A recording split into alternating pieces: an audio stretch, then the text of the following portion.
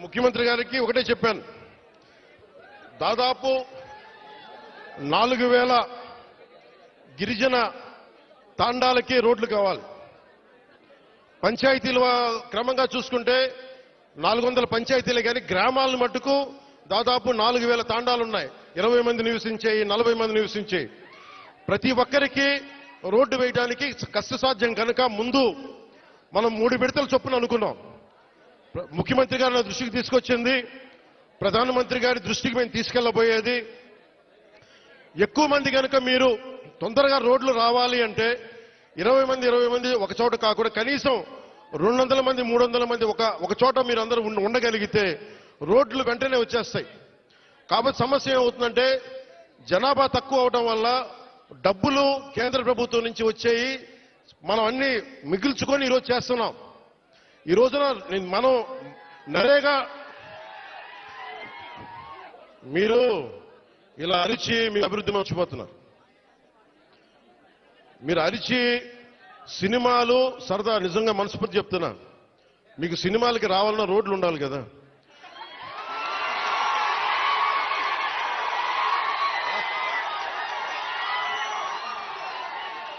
అలాగే మీరు ఉపాధి అవకాశాలు కావాలన్నా డబ్బులు ఉండాలి. డబ్బులు రావాలంటే ఎక్కడి నుంచి చేస్తాం? వెనకాల పెరట్లో చెట్లు కొడితే డబ్బులు వస్తాయా? మనం ఏదో స్కిల్ నేర్చుకోవాలి, ఒక సమర్థత ఉండాలి. దానికోసం మనం సంపూర్ణమైన ప్రయత్నం చేస్తా ఉన్నాం. నేను మీకు ఈరోజు మాటిస్తున్నా, నేను 2017లో చెప్పినప్పుడు మాట ఇచ్చాం, వెనక్కి వెళ్ళాం, నిలబడ్డాం. అలాగే ఈ రోజున ఇంకో మాట ఇస్తున్నాం. గౌరవ ముఖ్యమంత్రి నారా చంద్రబాబు నాయుడు గారి తరపు నుంచి కానీ, కూటమి ప్రభుత్వం తరపు నుంచి కానీ, మన మంత్రివర్గ సహచరులు కానీ, ఎమ్మెల్యేల తరపు నుంచి నేను ఒకటే మాటిస్తున్నా, ఇక్కడికి ఈరోజు వచ్చి రోడ్ల కోసమే రాలేదు నేను. మీ కష్టాలు తెలియాలి, మీ బాధలు తెలియాలి. నేనున్నా ఈ రోజున. అలాగే యువతకి ఉపాధి అవకాశాలు కల్పించాలంటే మీకు ఎలాంటి స్కిల్ మీకు కావాలి, ఇది నేను ఒక 5 సంవత్సరాలు చెప్పట్లా, వచ్చే సంవత్సరం లోపే మీకు ఏమి చేస్తే ఇక్కడ బాగుంటుందో అనేది నేను 3 పర్యాయాలు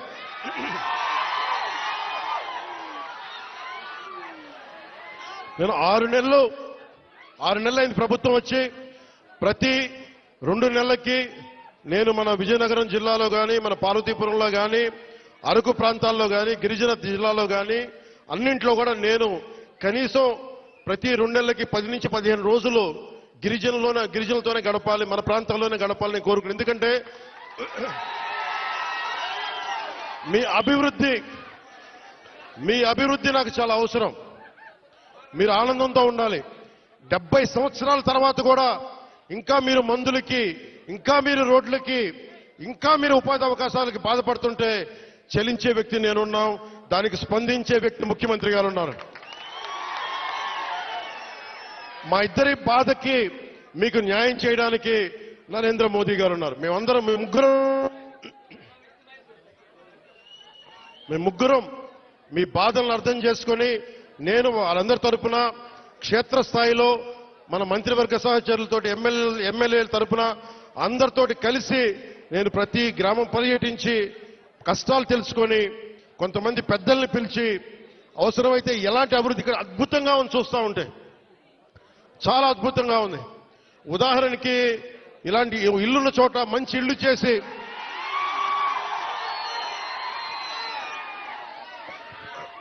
మీతో మాట్లాడి, ఇక్కడున్న అందరితో మాట్లాడి, అమ్మా కూర్చోండి, మీరు కొంచెం పక్కన రోడ్. ఇలాంటి సుందరమైన ఈ కనిపించే చోట ఇలాంటి కొంత మైదానం ప్రాంతంలా కనిపిస్తే ఇక్కడ పల్లంగా ఉన్న కంటే ఎత్తు పల్లా లేకుండా చదరంగా ఉండే ప్రాంతంలో నిజంగా ఇది హోమ్ స్టేట్ అని అంటాం. అమెరికా లాంటి చోట్ల, విదేశాలు లాంటి చోట్ల ఏం చేస్తారంటే ఇలాంటి చోట్ల ఇలాంటి ఇళ్లలో వచ్చి ఉండేలాగా వాళ్ళకి కావాల్సిందల్లా శుభ్రంగా ఉండాలి.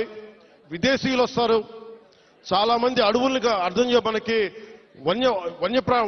అడవుల్లో విహరించడానికి చాలా మంది వస్తారు. మనకి తద్వారా ఉపాధి అవకాశాలు వస్తాయి, వస్తాయి. మీరు కూర్చోబెట్టి ఈ మనకి పర్యావరణం కోసం పరిశోధించే శాస్త్రవేత్తలు చాలా మంది ఉన్నారు. వాళ్ళందరికీ వచ్చి ఉండాలి అంటే మీరుండే ఇళ్లలోనే. తర్వాత మనకి ప్రకృతికి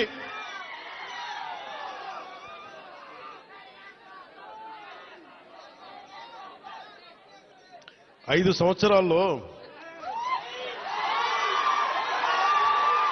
ఒక 5 సంవత్సరాల్లో గత ప్రభుత్వం చేసిన తప్పుల్ని ఎండగట్టి గొంతు పోయింది.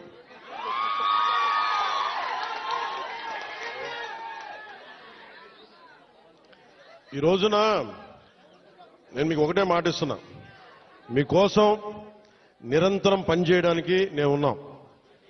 ఈ రోజున మన బడ్జెట్ 19 పంచాయతీలకు సంబంధించి ఇలాంటి రోడ్లే దాదాపు 40 కోట్ల రూపాయలతోటి మనం శాంక్షన్ చేశాం. ఇక్కడ పాడేరు, ఇంకొంచెం రంపచోడవరం దగ్గర రోడ్లలో ఇలాంటి పంచాయతీలు పెట్టుకొని ఒక్కొక్క సంవత్సరంలో 350 కోట్ల రూపాయల చొప్పున ప్రతి గ్రామం కనెక్ట్ అయ్యేలాగా ఇలాంటి ఇబ్బందులు లేకుండా ఒక ప్రతిపాదన తీసుకొచ్చాం. నాకు కావాల్సిందల్లా మీ దగ్గర నుంచి సహకారం కావాలి. మీరు సహకారం ఇస్తారని నేను మనస్ఫూర్తిగా కోరుకుంటా ఉన్నా. ఎందుకంటే మనం విజయనగరం జిల్లా చూస్తా ఉంటే, ఉమ్మడి విజయనగరం జిల్లా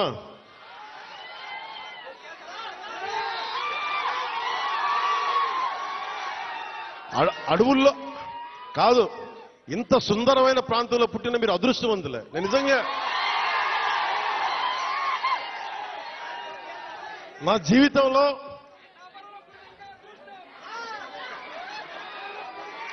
జీవితంలో నేను ఎప్పుడు అసూయపడలా. నాకు ఈర్ష్య ఉండదు.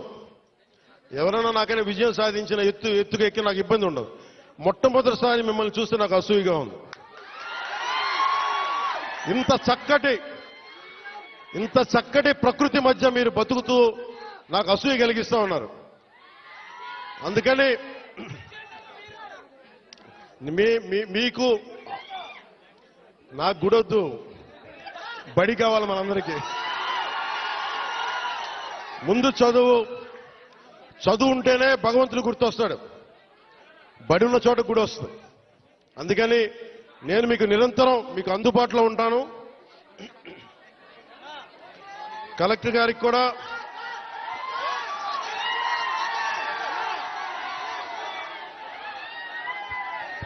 మీరు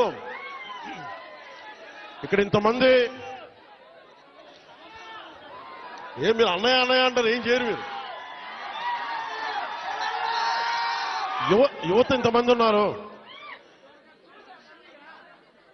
ఏంటబ్బా